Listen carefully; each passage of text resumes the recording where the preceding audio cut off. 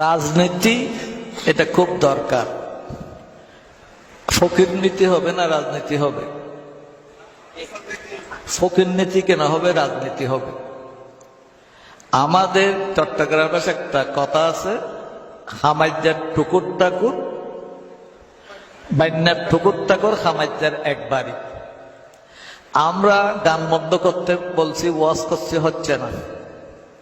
সুদ বন্ধ করছি, ঘুষ বন্ধ করছি, হচ্ছে না। কত ওয়াজ করতেছি, কত কিছু করছি, কিন্তু আফগানের মধ্যে যখন নাকি ইসলামী শাসন কায়েম হলো, আর কোনো ওয়াজের দরকার আছে? কোনো দরকার হয়েছে? আমরা এত কিছু করার পরও এইদিকে করলে এইদিকে সুরে, এইদিকে করলে এইদিকে সুরে, এইদিকে করলে এইদিকে সুরে। আফগান যখন ইসলামী শাসন হয়েছে, আর কিছু করার দরকার হয়েছে না? হয়ে গেছে। এই জন্য রাজনীতিটা, রাজা মানে উপরে, তো রাজনীতি মানে সবাইয়ের উপরের নীতি। এইটা ঠিক হয়ে এলে নিচের সব নীতি ঠিক হয়ে যাবে। অর্থনীতি, সমাজনীতি, এই নীতি, সব নীতি ঠিক হবে রাজনীতি ঠিক হয়ে গেলে। কথা বুঝাচ্ছে তো? তবে রাজনীতিটা কি ইসলামের মূল জিনিস না ইবাদত মূল জিনিস? ওয়ামা খালাকতুল জিন্না ওয়াল ইনসা ইল্লা লিয়াবুদুন।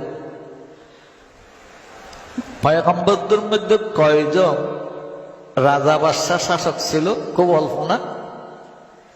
অধিকাংশ পয়গম্বররা ইবাদতে মশগুল ছিল। কিছু কিছুকে আল্লাহ তাআলা শাসনের ব্যবস্থা করছে, অন্যদেরকে সেটা করে নাই কোনো হিকমতে।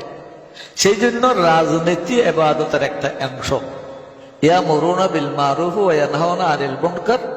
পারিবারিকভাবে বাপে ছেলেকে করবে, উস্তাদ ছাত্রকে করবে, ওইটা হইল উপরে আন্তর্জাতিকভাবে ইয়ামুরুনা বিল মারুফ ওয়া ইয়ানহাউনা আনিল মুনকার।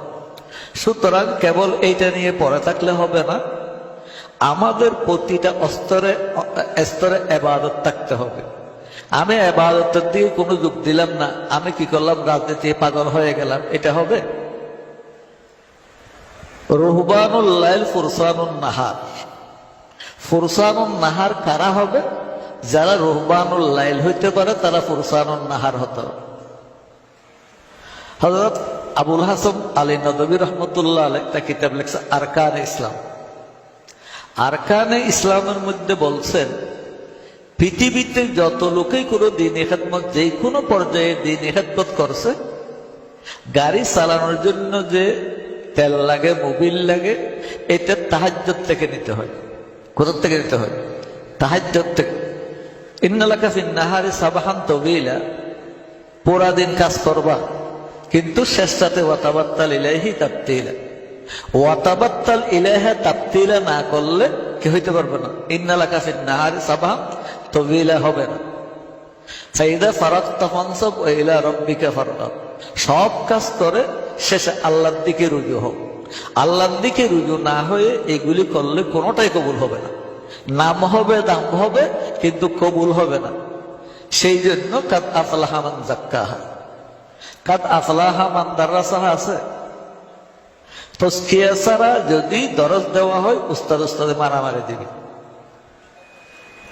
কাদ আফলাহা মান বাল্লাগা আছে। তাজকিয়া ছাড়া তাবলীগ হলে বিভাগ হয়ে যাবে। কাদ আফলাহা মান সাসা আছে। সিয়াসতের মধ্যে তাজকিয়া নাই, সেই জন্য খুব দেওবন্দের মধ্যে কত ভাগ আল্লাহ যায়।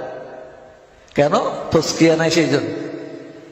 সেই জন্য সব আমাদের যত নীতি আছে, সব নীতির শেষ নীতি হইল তাজকিয়া। শেষ নীতি হইল তাজকিয়া। সেই জন্য আমাদেরকে তাজকিয়া আগে লাগবে, সাথে সাথে লাগবে। আরেকটা বিষয়, এই সমস্ত বিষয় আমাদের ছাত্রদের মধ্যে উঠতে না। জুসের মধ্যে সব কাজ এই দিকে করে, তার পড়া কোথায়, ইত্যাদি কথায়। উলাইকা আবাই যারা করছিল, তারা লেখাপড়া বাদ দিয়ে করছে। আমাদের ছেলেরা এইরকম কিছু পাইলেই সবগুলি বাদ দিয়ে, উস্তাদও চিনে না, কাউকে চিনে না, ওদের নেতাকে চিনে আর কাউকে চিনে। ওদেরও বলা দরকার, তোমাদের উস্তাদের এহতারাম করতে হবে, মাদ্রাসার এহতারাম করতে হবে। সবকের সময় তোরা অন্য কিছু মশগুল থাকতে পারবে না।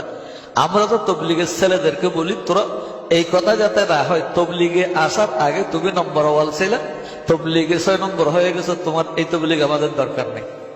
তোমরা এই সমস্ত কাজ করবা, পরীক্ষায় ফিল মারবা, এই ধরনের কাজের আমাদের দরকার নেই। ছাত্ররা পরীক্ষার মধ্যে 1 নম্বর হলে ওরও এখানে 1 নম্বর, পরীক্ষার মধ্যে ফিল মারলা, এখানে করলে কি হবে?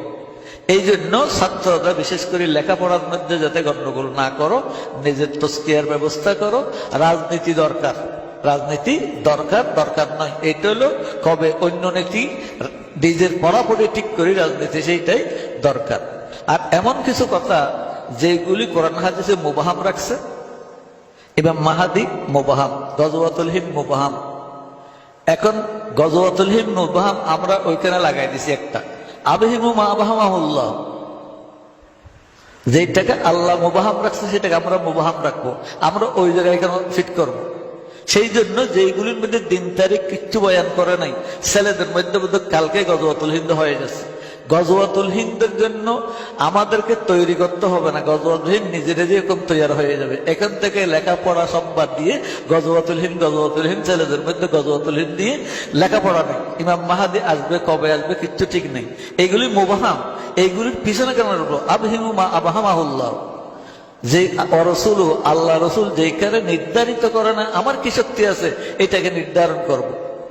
আমি প্রস্তুত নিতে মানা করতেছি না, কিন্তু এই 10 বছর পরে কেউ কেউ বলতেন ইমাম মাহাদি আগামী বছর আসতেছে, কেউ বলতেছেন ওই সময় কায়েম হয়ে যাবে। এইগুলি কোরআন হাদিসের ব্যাখ্যা, এইগুলি সব অপব্যাখ্যা। সুতরাং এইগুলি নিয়ে মাথা না কাটাই তোমরা লেখাপড়ার মধ্যে মশগুল থাকবা। যারা আপনার ছাত্রদের মুরব্বী তাদেরকেও বলতেছি, যাতে ছাত্ররা লেখাপড়া বাদ দিয়ে, আসাতাজায়ে কেরাম বাদ দিয়ে এই সমস্ত কাজে না থাকে। তুমি আগে পুঁজি ব্যবহার করো, তারপরে না তুমি সেই গেলে নেতৃত্ব দিতে পারো। তোমার কাছে পুঁজি নাই, ওইখানে গেলে নেতৃত্ব দিতে পারবা? এই জন্য আল্লাহর ওয়াস্তে এগুলি করিও না। আগে লেখাপড়া মজবুত করো, উস্তাদের আদব কায়দা মজবুত করো, হোশ রাখো। তবে একটা কথা আমি বলি, শেষ করতেছি, ইবলিস কা পার্লামেন্ট, আল্লামা ইকবাল একটা ইবলিস কা পার্লামেন্ট লেখছে। সবে রাজতন্ত্র আমি সৃষ্টি করছি, গণতন্ত্র আমি সৃষ্টি করছি, এটা করছি সেটা করি। শেষে ওদের মন্ত্রীরা বলে, এই যে আলেম ওলামা ওরা জাগ্রত হলো তো আপনার পুরো তন্ত্র ঠিক থাকবে না। তো বলছে এই ব্যাপারে কি করব? ওই ব্যাপারে কি করব? জিকিরে সুবহ মস্ত রাখো, সুবহ গাহি মে উসে পুখতা কর দো নাজাজে খানা কাহি উসে। বলতেছেন এই যে আলেমদেরকে দবাই রাখার একটা কি আছে, মস্ত রাখো জিকিরে সুবহে শামে, তাদেরকে জিকিরে লাগাই দাও। আর কি করো? তাদেরকে খানাকাহি মেজাজ তৈরি করো। খানাকাহি মেজাজ মানে চোখ বন্ধ করো, কান বন্ধ করো, সবকিছু বন্ধ করো, এই জন্য খানাকাহি মেজাজ। কিন্তু এইরকম হলে হবে না, আমাদেরকে খানাকাহি মেজাজ লাগবে, সাথে সাথে সত্য বন্ধ, লব্য বন্ধ, ঘুষ বন্ধ। এটা খানাকা, আমাদেরকে চক্ষু কান সবগুলি খোলা রাখতে হবে, কোন দিকে কি হচ্ছে সেটা দেখতে হবে।